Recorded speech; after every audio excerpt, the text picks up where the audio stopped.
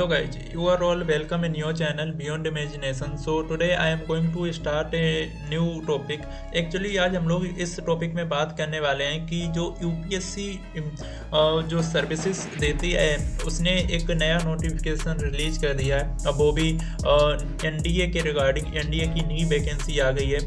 लगभग 400 पोस्ट पर इन लोगों ने वैकेंसी निकाली है। ये काफ़ी अच्छी पोस्ट है, अगर माने काफ़ी अच्छी पोस्ट उस सेंस में है कि नंबर ऑफ वैकेंसीज भी अच्छी हैं और अच्छे अच्छे पदों पे अब की बार एनडीए ने वैकेंसी निकाली। बट ऑब्वियस सी बात है, एनडीए एक ऐसी प्रोफाइल है, अगर आपका यहाँ पर सिलेक्शन होता है तो आपकी लाइफ ही नहीं, आपके पूरे परिवार की लाइफ यहाँ पर सेट हो जाती है। तो सबसे पहले अगर देखा जाए तो एनडीए की सीधी फुल फॉर्म ही नेशनल डिफेंस एकेडमी है, ठीक है।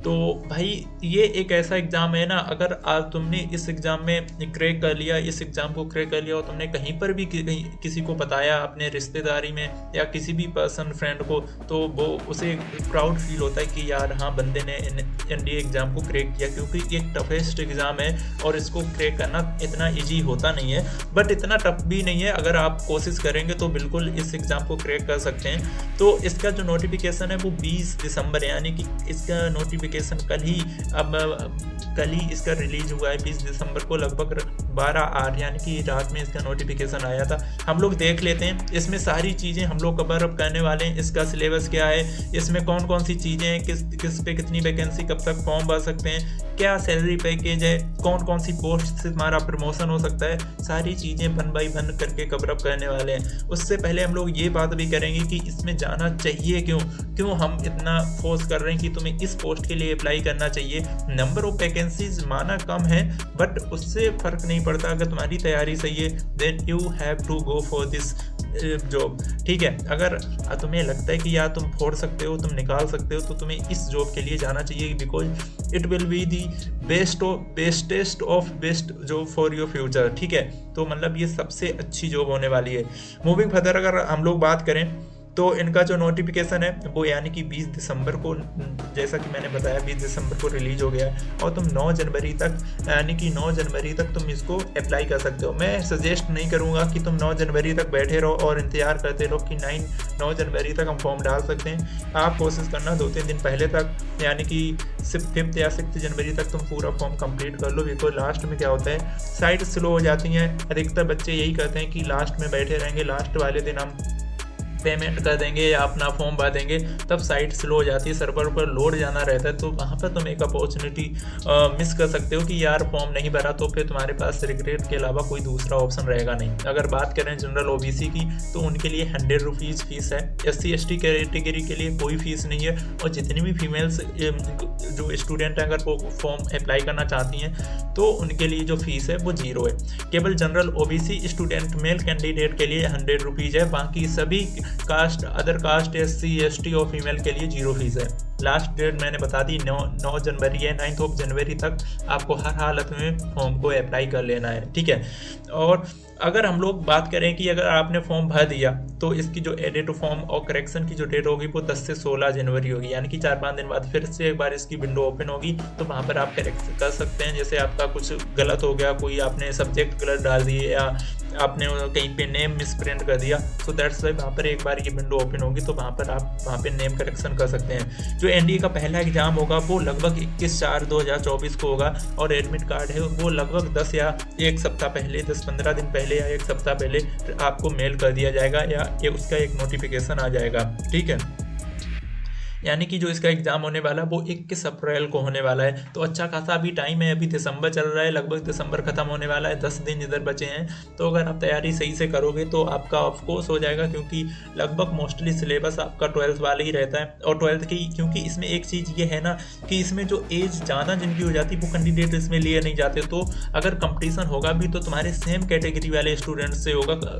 ऐसा नहीं है कि बहुत वास्ट कैंडिडेट से तुम्हारा जो अट्रैक्शन होने वाला है या जो झगड़ा होने वाला है, ऐसा कुछ नहीं होने वाला। तुम्हारे सेम टाइप के कैंडिडेट होंगे तो वहाँ पर तुम्हें एक चांसेस मिल सकता है, क्योंकि सिलेबस सेम है, तुम पढ़ने वाले हो, सेम कैटेगरी के स्टूडेंट होंगे, तो वहाँ पर निकलने की उम्मीद ज़्यादा लग रही। एज के क्राइटेरिया की बात करें 2005 से जो 2008 के बीच में जिन लोगों का अगर एज लाई कर रही है तो वो लोग इसमें एलिजिबल होने वाले हैं। अगर सपोज तुम्हारी 5 तो है, बट अगर आप 2 6 यानी कि 6 मंथ में आपकी डेट ऑफ बर्थ लाई कर रही है, बट तो वहाँ पर वो काम नहीं चलेगा। 2005 यानी कि 2 7 से ही लिया है, इसके बीच में होनी चाहिए, तभी आप उस कैंडिडेट इस फॉर्म को डाल सकते हैं। ठीक है, मूविंग फर्दर कौन कौन सी वैकेंसी है वो हम लोग पहले देख लेते हैं। बात करें national defence academy, male female category के जो इसमें जो पोस्ट निकली है, आर्मी के लिए 208 पद हैं और उसमें 10+2 इंटरमीडिएट एग्जाम मांगा गया है। इसमें ऐसा नहीं है जो आर्मी वाले पद हैं उसमें तुम अपेयरिंग नहीं डाल सकते, ये पहले से इन लोगों ने बता दिया है, अपेयरिंग नहीं चलेगा। नेवी के लिए 42, एयरफोर्स 120 और फिर नेवल एकेडमी 10+2 कैडेट एंट्री के लिए 30 सीट्स हैं। वहाँ पर तुम नेवी, एयरफोर्स और जो कैडेट एंट्री है इसके लिए तुम 10+2 अगर पास आउट हो तो डाल सकते हो, या तुम क्लास 12th एग्ज़ाम अपेयरिंग में हो, यानी कि क्लास 12th एग्ज़ाम तुम्हारा 2023 या 2024 में पास होने वाले हो। 2024 में जो कैंडिडेट पास होने वाले हैं वो भी इसके लिए एलिजिबल हैं। बट 2000 जो आर्मी की वैकेंसी है, जो एनडीए करना चाहते हैं आर्मी वाली वैकेंसी से, अगर वो 2024 में पास आउट होने वाले हैं या पास आउट होने जा रहे हैं तो वो कैंडिडेट एलिजिबल नहीं होंगे। तो this was the information I just want to share in this video. ठीक है, मूविंग फर्दर, एक इंटरेस्टिंग चीज़ ये है वो आपको देखनी चाहिए। जब आप क्लिक करोगे अप्लाई ऑनलाइन, ठीक है, यहाँ पर मैं तुम्हें करके भी दिखाऊंगा। इसमें एक चीज़ मुझे काफ़ी इंटरेस्टिंग लगी कि अगर आप पहली बार रजिस्ट्रेशन कर रहे हो, यहाँ पर कुछ टाइम पहले ये खबर आई थी और पहले गवर्नमेंट ने बता भी दिया था, अगर कोई तुम गवर्नमेंट का एग्ज़ाम भरते हो तो वहाँ पर उन लोगों ने एक साइट लॉन्च की थी फॉर यूपीएससी OTR रजिस्ट्रेशन। अगर आपने पहले से इस पर रजिस्ट्रेशन नहीं किया तो आपको यहाँ पर रजिस्ट्रेशन करना पड़ेगा। जैसे ही आप इस पर क्लिक करोगे UPSC one time OTR registration, तो आपको यहाँ पे सबसे नीचे, इसमें कोई फीस नहीं लगती है। इस साइट का केवल सिंपल सा मीनिंग ये है कि एक बार जो इन्फॉर्मेशन आप यहाँ पर भर दोगे, जो इन्फॉर्मेशन आप एक बार यूपीएससी UTR की जो वेबसाइट है इस पर भर दोगे, वो इन्फॉर्मेशन आप हमेशा के लिए सेव हो जाएगी। और इसका जो एक तुम्हें रजिस्ट्रेशन नंबर मिलेगा, उसी रजिस्ट्रेशन नंबर से तुम यूपीएससी के जितने भी एग्ज़ाम्स आने वाले समय में होंगे, वो रजिस्ट्रेशन नंबर जैसे ही आप डालोगे तो वहाँ से वो पूरा डेटा कलेक्ट कर लेगा।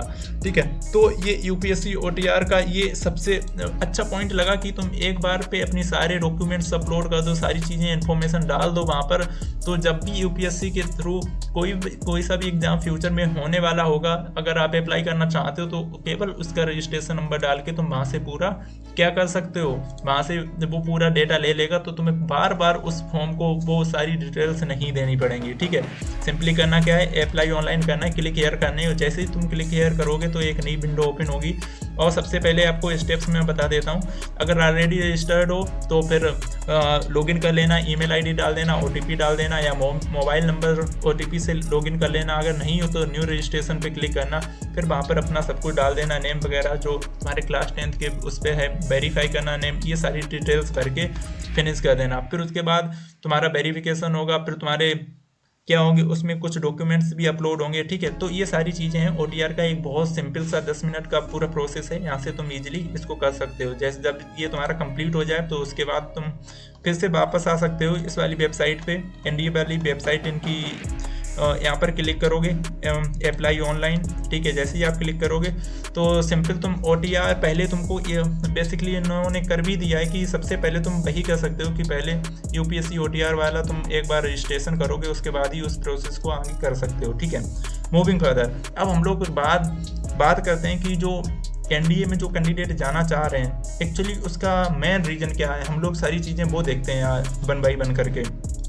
सबसे पहले अगर हम लोग इस एनडीए जॉब प्रोफाइल की बात करें, जो भी कैंडिडेट यहाँ पे सिलेक्टेड होते हैं, ठीक है, वो उनके मज़े तो बहुत हैं, ये बात बिल्कुल सच है, उनके बहुत मज़े हैं। क्योंकि जो भी कैंडिडेट यहाँ पे सिलेक्टेड होंगे उनको एकेडमिक फिजिकल पीरियड 3 साल के लिए उनकी पहले ट्रेनिंग होती है नेशनल डिफेंस एकेडमी में। ठीक है, और जो कि इंटर सर्विस इंस्टीट्यूशन होता है, वहाँ पर इनकी बहुत एकेडमिक और फिजिकल दोनों चीज़ें, मतलब 3 साल के लिए दोनों ट्रेनिंग्स होती हैं। एकेडमिक भी पढ़ाई भी होती है, उसके साथ साथ फिजिकल ट्रेनिंग भी होती है। ठीक है, पहले क्या होता है जी, training during the first 2.5 years is common to the cadets of 3 wings, यानी कि जो फर्स्ट 2.5 ईयर्स की जो ट्रेनिंग है वो सभी कैडेट्स के लिए लगभग सेम होती है, वो उतनी कि सबको कंपलसरी करनी पड़ती है, एयरफोर्स, आर्मी एंड नेवी। ठीक है, ये सबके लिए क्राइटेरिया सेम है, air force, army and navy. After the completion of the training all the cadets will be awarded degrees from Jawaharlal Nehru University Delhi as under. ठीक है, फिर इसके बाद जो कैंडिडेट यहाँ पर ट्रेनिंग पूरी कर लेते हैं तो उनको डिग्री दे दी जाती है, बिकॉज क्योंकि फिर वो वहाँ पर एकेडमिक पढ़ाई भी होती है, फिजिकल दोनों चीज़ें होती हैं, इसलिए जो डिग्री है वो आपको मिल सकती है। आर्मी कैडेट के लिए BSc computer BA, naval cadet के लिए बीटेक डिग्री और एयरफोर्स कैडेट के लिए बीटेक डिग्री बीएससी कंप्यूटर। ये सारी डिग्रियाँ हैं जो उसमें लाई करती हैं। मूविंग फर्दर, अगर लाइफ देखें कि life at the national defence academy का सिंपल सा मीनिंग यही है कि तुम्हें फिजिकली और mentally tough banana, so that कि अगर आपको कहीं पर भी सिचुएशन या प्रॉब्लम आती है तो वहाँ से आप भागे नहीं, वहाँ पर आप सूझबूझ के साथ वहाँ पर काम कर सकें। ठीक है, यहाँ पर कुछ हम लोग इंपॉर्टेंट पॉइंट देखने वाले हैं। जो प्रमोशन अपॉर्चुनिटी होती हैं कि वो एनडीए में कैसे होती हैं। देखो, अगर सबसे पहले कैंडिडेट अगर सिलेक्ट होता है एनडीए एग्जाम के थ्रू, ठीक है, तो सबसे पहले उसको जो पद मिलता है वो लेफ्टिनेंट्स का पद मिलता है इन दी आर्मी एंड सब लेफ्टिनेंट्स इन दी नेवी, यानी कि जो आर्मी रहती है, आर्मी के वाले फील्ड में लेफ्टिनेंट का पद मिलता है, लेकिन जो नेवी वाला फील्ड रहता है उसमें सब लेफ्टिनेंट का उनको पद मिलता है। 2 साल के बाद क्या होता है, वो कैप्टन बन जाते हैं या लेफ्टिनेंट बन जाते हैं। फॉर एग्जांपल, अगर आप आर्मी में हैं, आर्मी में लेफ्टिनेंट पहले ही से आप यहाँ पे सिलेक्टेड होके जाएंगे तो 2 साल बाद आप कैप्टन बन जाओगे। बट अगर आप नेवी में हो, सब लेफ्टिनेंट के पद पे सिलेक्ट हो गए तो वहाँ पर आप 2 साल के बाद लेफ्टिनेंट बन जाओगे। आफ्टर 6 ईयर्स सर्विस, 6 साल सर्विस के बाद दोनों जगह पे आप मेजर बन जाओगे। और 13 साल अगर आपने वहाँ पर जॉब कर ली तो लेफ्टिनेंट कर्नल या कर्नल सिलेक्शन के पद पर आप पहुँच जाओगे। ठीक है, तो ये कुछ रैंक्स रही। और अगर रैंक्स की बात करें एनडीए ऑफिसर्स की, जैसे captain, major, lieutenant colonel, colonel brigadier, major general, lieutenant general, ठीक है, और जनरल, ये कुछ ऐसी रैंक्स हैं जो अचीव करना लोगों को सपने आते हैं कि ऐसे पद पर हम लोग पहुंच सकते हैं। तो इनकी बहुत आगे तक बहुत बड़ी वैल्यू है अगर आप वहाँ तक पहुँच पाते हैं तो। मूविंग फर्दर, अगर एनडीए सैलरी देखें कि इसमें भैया सैलरी कितनी मिलती है, अगर तुम्हें सैलरी भी पता करना है, national defence academy 2024 union public service commission ये आपका जो एग्ज़ाम है वो कंडक्ट करवाती है। जो मोड ऑफ एग्ज़ाम है वो ऑफलाइन ही होता है। एग्ज़ाम राउंड 3 स्टेजेस पे होते हैं एनडीए में सिलेक्शन के लिए। पहले आपका रिटन टेस्ट होगा, फिर आपका एसएसबी होगा। एसएसबी में आपका इंटरव्यू चलता है 1 सप्ताह का, तो वो काफ़ी टफ रहता है स्टूडेंट के लिए क्लियर करना। तो ये कुछ चीज़ें हैं। और फिर लास्ट में आपका डॉक्यूमेंट वेरिफिकेशन, यानी कि 3 स्टेजेस में आपका पूरा काम हो जाता है। अगर आप पास कर लेते हो तो आप सिलेक्टेड कैंडिडेट माने जाते हो। अगर एग्ज़ाम डेट 2024 की बात करी जाए तो 21 अप्रैल को आपका एग्ज़ाम होने वाला है। और एग्ज़ाम होने के बाद फिर आपका एसएसबी के लिए वो डेट या नोटिफिकेशन रिलीज करेंगे। एक्सपेक्टेड अगर कैंडिडेट की बात करें कि 2024 में कितने कैंडिडेट डालने वाले हैं फॉर्म, तो लगभग 2 लाख अप्रॉक्स फॉर्म पड़ने वाले हैं। अच्छा खासा कट ऑफ होगा यहाँ पे, अच्छा खासी लड़ाई होगी और अच्छा खासा कंपटीशन भी होगा। कैटेगरी डिफेंस जॉब, ठीक है। अगर उनकी एनडीए की ऑफिशियल वेबसाइट पे आपको सीधे डायरेक्ट जाना है www.sarkariresult.com की वेबसाइट पर। अगर आप नहीं जाना चाहते तो आप टाइप कर सकते हैं गूगल पर upsc.government.in, तो वहाँ पर भी जाके आप कर सकते हैं। सबसे पहले बात करें कि अगर आप एनडीए में सिलेक्टेड होते हैं तो वहाँ पर ट्रेनिंग पीरियड कैसे होता है। 3 साल का प्रोग्राम होता है टोटल। वहाँ पर आपकी एकेडमिक 2.5 साल की होती है और प्लस आपकी फिजिकल होती है। अगर बात करें जो ये तुम्हारी जो ट्रेनिंग होती है वो तुम्हारी training IMA Indian military academy ये यहाँ पर होती है, ठीक है। IMA में इंडियन मिलिट्री एकेडमी जो, और उस ट्रेनिंग के दौरान भी तुमको स्टाइपेंड दिया जाता है। ऐसा नहीं है कि तुमको स्टाइपेंड नहीं दिया जाता है। 56,000 के लगभग, यानी कि 56,000 रुपीज़ तुमको पर मंथ मिलते हैं as a stipend. And it correspond to the starting pay in level 10, यानी कि और ये जो पैसा आपको मिलता है 56,000 वो तुम्हारा लेवल 10 का मिलता है जब तुम्हारी ट्रेनिंग चल रही होती है एकेडमिक में, ठीक है। Army, air force and navy are the distinct branches of the armed forces each with its own rank structure, ठीक है। लेकिन फिक्स अगर स्टाइपेंड की बात करें तो लेवल 10 के हिसाब से 56,000 रुपये आपको मिलते हैं अगर आप वहाँ पर सिलेक्ट होकर ट्रेनिंग करने के लिए जाते हैं एनडीए में। अब हम लोग देख लेते हैं कुछ उनका और जो मतलब जो अगर आप ऊपर रैंक पे पढ़ते हैं तो कितनी जो सैलरी रहती है। अगर लेफ्टिनेंट से मेजर की बात करें लेवल 10 56,000। पहले जब तुम वहाँ पर इस ट्रेनिंग कर रहे होगे 56,000 से तुम्हारी बढ़ के कितनी जाएगी 1,77,000। फिर कैप्टन लेवल पे तुम्हारी 61,000 से इतनी जाएगी, और मेजर लेवल से लगभग 70,000 से 2 लाख के करीब जाएगी। फिर लेफ्टिनेंट कर्नल, फिर ये सारी मैंने सैलरी कोई स्क्रीनशॉट लगा दी है। HAG plus scale, vice chief of army staff. तो भाई बहुत पैसे तो बहुत हैं, पैसे के साथ साथ रुतबा भी बहुत है, पावर भी बहुत है, रिस्पेक्ट भी बहुत है, सारी चीज़ें हैं इस NDA में, ठीक है। अगर कुछ अलाउंस की बात कर लें, ये कुछ अलाउंस भी मिलते हैं NDA जो पर्सनल डियरनेस अलाउंस मिलते हैं, ठीक है। और किट मेंटेनेंस अलाउंस मिलते हैं 20,000 रुपये पर महीने। किट मेंटेनेंस मतलब जो वो लोग अपने जैसे जो भी एक्सपेंडिचर होता है उनका जो खर्चा होता है, जो सामान वो रखते हैं उसका पैरा अलाउंस मिलते हैं। पैरा अलाउंस जो मतलब फोर्सेस होती हैं वो अपने जितने भी इक्विपमेंट्स वेपन्स रखते हैं उसके लिए special forces allowance 25,000, para jump instruction allowance 10,500, project allowance 3400, para reserve allowance 2,500 के लगभग, टेक्निकल अलाउंस 3,000 और टेक्निकल अलाउंस टियर 2 4500 रुपये पर मंथ मिलता है। तो कुछ ये अलाउंसेस मतलब इसमें फैसिलिटी बहुत मिलती है, फैसिलिटी।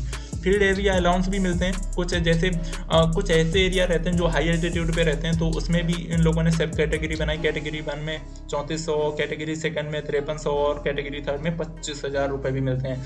मतलब जहाँ पे पहाड़ वाले एरिया हैं, जहाँ पर ठंडी बहुत है, ठीक है, वहाँ पर डिपेंड करता है कि कौन से फील्ड में आपकी ड्यूटी लगी है, ठीक है। अगर आप हाईली एक्टिव फील्ड एरिया में तो वहाँ पे 16,900 रुपये मिलते हैं। फील्ड एरिया अलाउंस आपको 10,500 रुपये मिलता है, और मॉडिफाइड फील्ड एरिया अलाउंस आपको लगभग 6300 रुपये मिलता है। तो ये कुछ चीज़ें हैं। अगर मतलब जैसे सपोज आपकी शादी हो जाती है, फिर आपके कुछ चिल्ड्रन वगैरह होते हैं, तो लगभग 2,500 रुपये, 2,250 रुपये आपको चिल्ड्रन की फ़ीस के लिए मिलते हैं हर मंथ, ठीक है, नर्सरी से 12th क्लास तक, ठीक है।